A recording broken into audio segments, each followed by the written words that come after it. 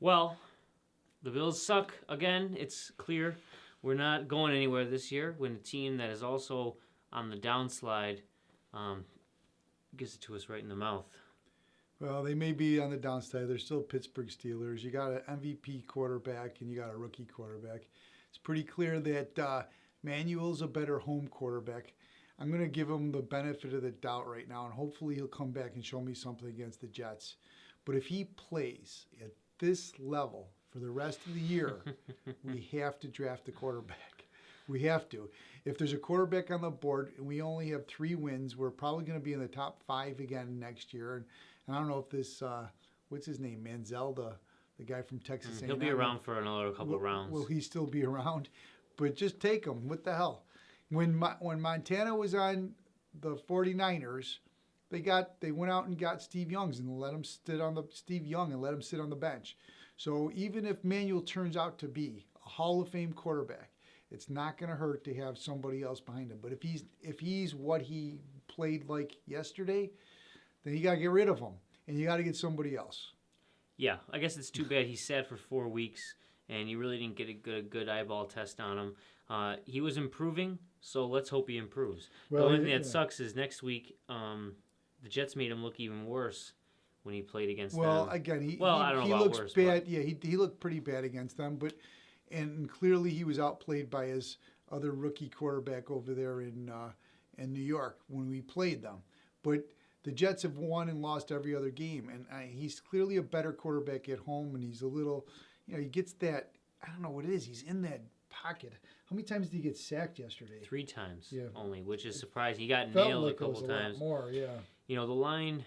See, that's the only thing too is we didn't get a good run. We didn't get a good push with the run, we weren't protected very well either. Now maybe he hung onto the ball. See, I don't know what he's seeing, and I don't look at the coach's I don't tape, really care what he's seeing. Get rid of the goddamn ball and throw it more than friggin' 10 yards down the road. We could have kept Fitzpatrick and had that. Well, that's another thing too. Is I found get rid of it. What I don't understand is where that Lewis would take the medium to long ball.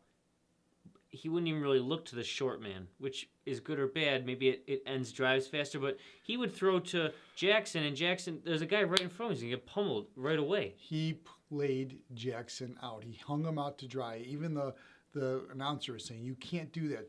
Jackson does a somersault the second after he catches the ball.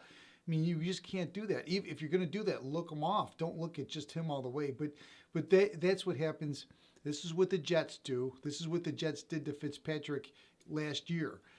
They say, we dare you to throw it long. We're going to take all this short, intermediate stuff away from you. We're going to pound them as soon as they touch it. This Dick LeBeau, he eats little rookie quarterbacks for dinner. Basically, and that's what he did. This guy goes 22 for 39, 155 yards with a touchdown and interception, and as Nate said to me just before the start, it's a touchdown in garbage time. Yeah, take away that. I know you always say you can't take it away. Can't take away. But for the rest of the 55 minutes or so, he probably was more like 15 or 35 for 100 yards. But even that, I mean, he drives in the last drive, and even that is I kept on texting to my buddy Tony. He hasn't thrown the ball over 10 yards. It's like almost he's afraid. And when he finally did, he got intercepted. And we keep saying, overthrow Goodwin, never underthrow him. And I don't know what happened on that. You'll see this. Yeah, the guy got tackled. This looked like interference to me. I mean, come on. He just got ramshackled. Yeah, that was bullshit. He was coming back for the ball and he gets hit. But he should be streaking down the sideline. Yeah, it still should have been an overthrow. So even if he does get tackled, and then they would have probably called the interference, but also no one catches the ball. Yeah, no one catches the ball, and that's the problem. He's not very accurate. It appears, and late. Look at Ben Roethlisberger. He's not much better. He's 18 for 30 for 240 yards, a touchdown, and interception. Almost the same. It's almost identical. But the thing is, Roethlisberger, when he's got this, and we'll see this touchdown pass right here, he lobs it in there nice for the receiver, and our rookie, or he's not a rookie now, he's a second year, Gilmore. Cornerback gets burned on it pretty good. Yeah, he was getting eaten alive, right? But you got a quarterback that has the touch, and I used to be amazed by him too when he was in the Super Bowl years and everything. He would make passes that I couldn't believe that he got in there. Yeah. And I go back to my Troy Aikman fantasy football. 11 for 22 for 188 yards. But those 11 receptions or those 15 receptions that he got, they were key spots in extending drives. First down, they're handing off balls 30 times to Emmitt Smith. But that's what he has to do. He's got to, it's not so much being consistent all the time, but especially being 75 or 80% on third down.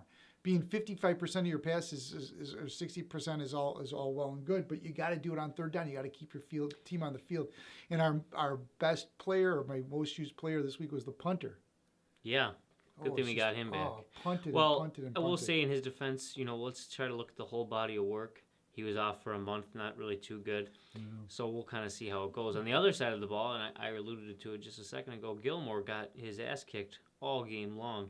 This is the first game apparently that he played every down, and he probably shouldn't have. He looked not slow, but the other guy was just so quick. Smaller guys. Gilmore actually looked big. I know he's a bigger corner, but he's not like those guys in Seattle there. But yeah, he was just getting beat every time. The moves were beating him. He just couldn't handle it. They were talking about this today on the radio. On the TV, you don't see what's going on. You just see half the field. They said they should use those all 22 or all 21, whatever that is, that they show the whole field, and you can see every play, and you can really see the matchup and how they're fighting game play by play. All you really see is when the reception's made, and we really didn't put a lot of pressure on this Roethlisberger. And when we did that one, did you see that one flip pass that he made? I thought we were going to kill him, and all of a sudden they get like a huge play out of it. No, they counted as in the grasp. The one late, the one to the front. I thought you meant the one where he just threw it to the side like a dummy. That one. Yeah. I thought we were getting after him pretty good actually. And that Hughes, he's pretty chippy. He's got some fire in the belly. He's a good player. I think he shouldn't be covering anyone, and he probably doesn't stop the run very well. But he gets after. He's quick. You know what I mean. So I had a problem with the rushing. I mean, they had three guys rushing. One had 57, one had 38, one had 25. And then Emmanuel Sanders, he had 25 on one carry. It's just like they end around. It seems like they always give up that one big play to extend a drive. They do all these great plays, and then one big play ends it. And that's what you need. I mean, that's what the Bills need on offense, just that one or two big plays to keep drives alive and stopping the other team from doing that. And I thought maybe, Pittsburgh's coming in 2-6. This was the team we can do it against, but it just didn't seem to work out. Yeah, well, you know what?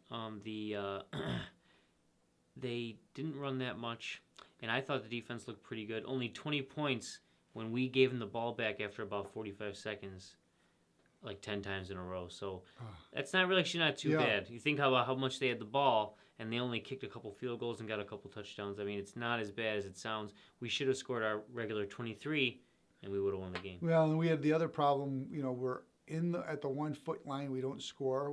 He throws a ball that couldn't be caught. And then, in the other team, when he's there, he throws one that's perfectly right in his arm. And it's a difference, that's a difference right there. There's 4 points. And we jump off sides on a field goal. And give him the ball back. 4 more points there. So it just seems like you kind of give points up. And we finally got a decent turnover. We got a nice interception by Jarius Byrd. He had a nice play. Hogan, he took a shot. His head went to the side. He made a great catch to go up and get that ball, 7-11. And, there's some positives to the game, but overall, you just come off saying, is this our franchise quarterback? Please, Emmanuel, try to throw balls down the field this week. Show us something against the Jets. Give us something that we could root for against the Jets, something we could see that the future's rosy. Our quarterback's going to be good. Right now, he's not. We'll see what happens. Now, I'm telling you right now, the Jets cheat. They stand within 10 yards and they dare you to throw it. So all week long, don't throw the ball under 10 yards in practice this week. Everything's got to be between 15 and 50. And you all saw the ticker during the game. Buy tickets so I can watch it on TV. Thank you. Go Bills. Go Come Bills. on, 3 losses in a row. Get a win. Break the snide.